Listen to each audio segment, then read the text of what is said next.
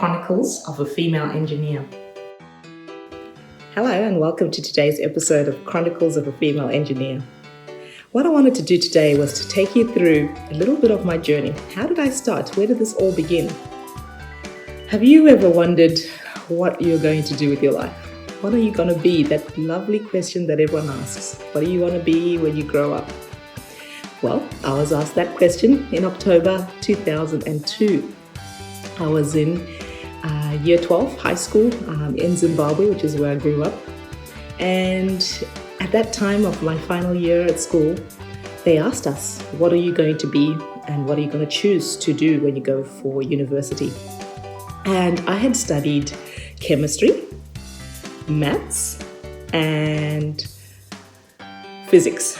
Those are the subjects I enjoyed. I loved the little experiments in the test tube and getting to see copper sulfate turn blue, and it just was quite exciting to me. And typically back in that day, African culture, your parents would always encourage you to either be a doctor or a lawyer. Those are the two key things, and I didn't really want to be either of those. And so I wasn't really sure what else my subjects could, open up, what other doors that could open up. And I asked a few of my friends who were in similar classes, and I said, hey, what are you actually going to do? What are you going to do at uni? This question's coming up soon and I need an answer. I've got no idea. And one of my friends said, well, I'm going to be a chemical engineer. And I said, what's that? What do they do?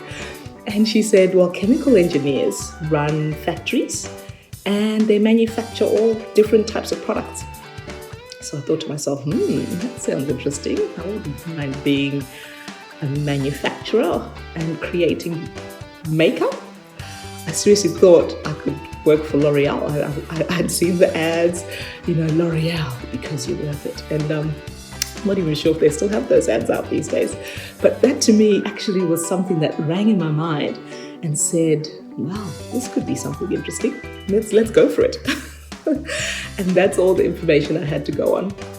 And I decided to take chemical engineering as my university option. So I researched, did everything, and packed my little bags and got on a flight to Australia by myself at the age of 18. And I started university in Newcastle.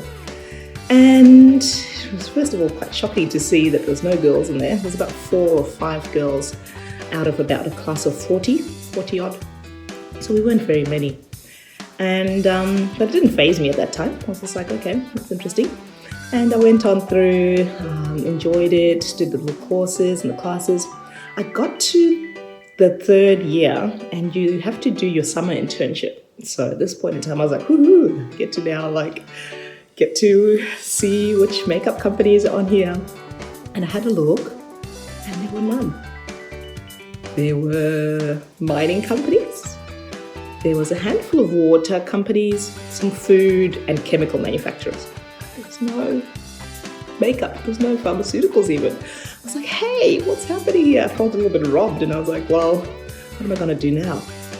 I come from a mining town in Zimbabwe. And so I thought, well, let's just do this mining. Let's see what mining is all about. So I got into mining.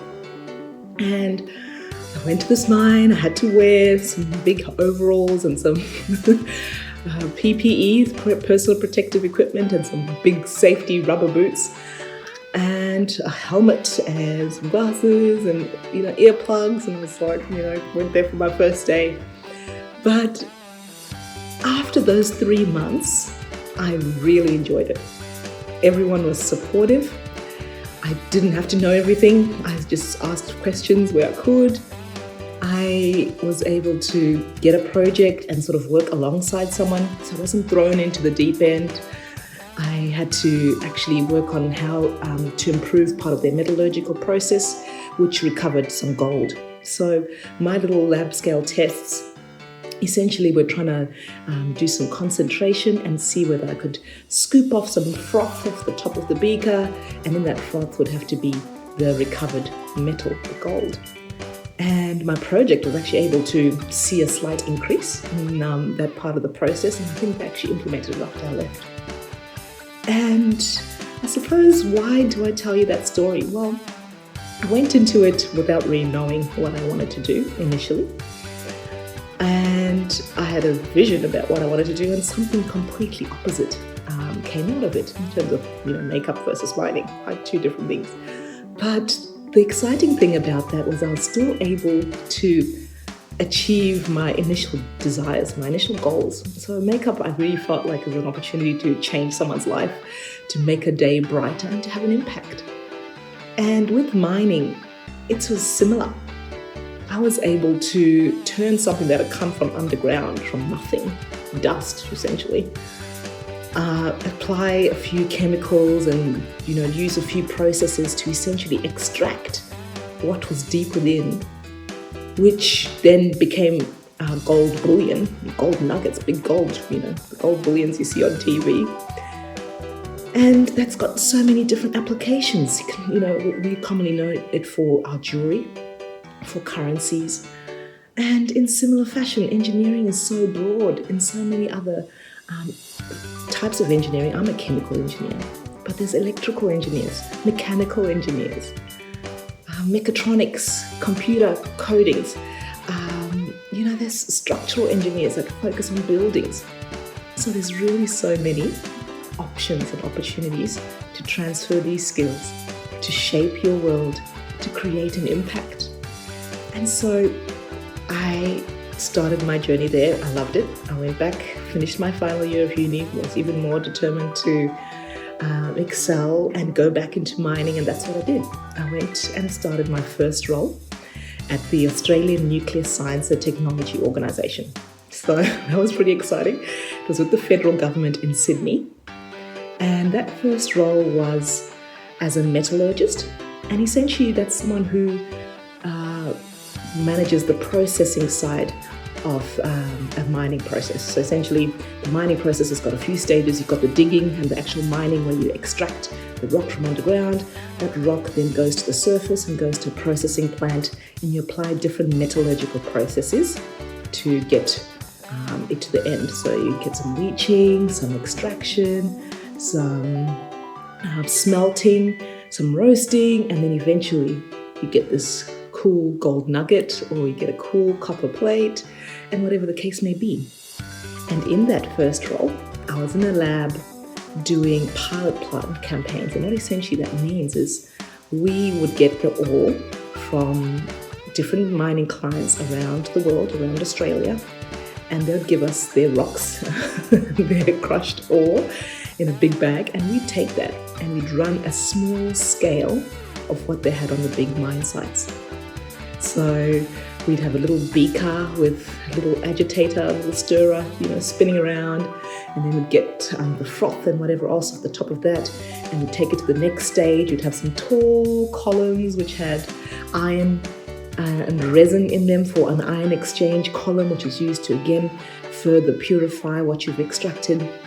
And then that would go on through to the final stages, and essentially you'd have a little process that matched a big, huge one in a small little lab on a bench scale. And you take little samples with the pipette and put them into the little test tubes and get them analysed and see. Okay, you start off with maybe 0% gold in your little liquor, and then you go across, and eventually you've got a really good high volume, and it becomes a little cute nugget. So each of those little pilot plant campaigns helped me to figure things out, put some of that theory that I'd learned back in school, back in uni, into action. I had to do some 24-hour, the processes would run over 24 hours. So sometimes my normal 9 to 5 day would have to be an 8-hour shift from like 2 p.m. till 10 p.m. So that we could cover, and sometimes do the graveyard shift from 10 p.m. till 6 a.m. And it was really cool being awake at night. You have your little stopper trying to time the process and see how long things are taking, get your thermometer, see what the temperature is in there. And that was really cool to get my foundational skills in action. Then my next role after that was moving to a mine site. The mine site was huge. It was big. We had the massive 30,000 litre tanks. Seeing the big trucks that are, I could stand there and I wouldn't even be at the top of the wheel. So really exciting to see that in action, And that role, I took another 5 years in that mine, working through different stages of the process and working my way up as an engineer. And I was a metallurgist again there, and I moved my way up from metallurgist to a senior metallurgist and then became an operations superintendent. That was exciting. Met my husband there, which is a whole total different story, and then moved to Newcastle. And in Newcastle, I had a role with the manufacturer, making some oxidizing agents which are used for explosives and blasting underground. So what I'll do as part of these chronicles is take you on a journey of what I learned and what a typical day in the life of an engineer looks like in those roles, and show you how exciting and varied and different a role can be. So it's not all about sitting behind a desk or being behind a computer or doing modeling.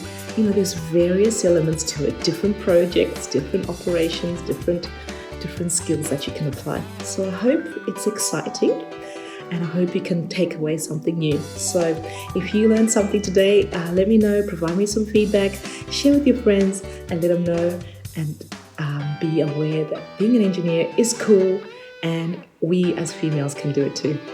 Thanks everyone. I'll see you for my next episode.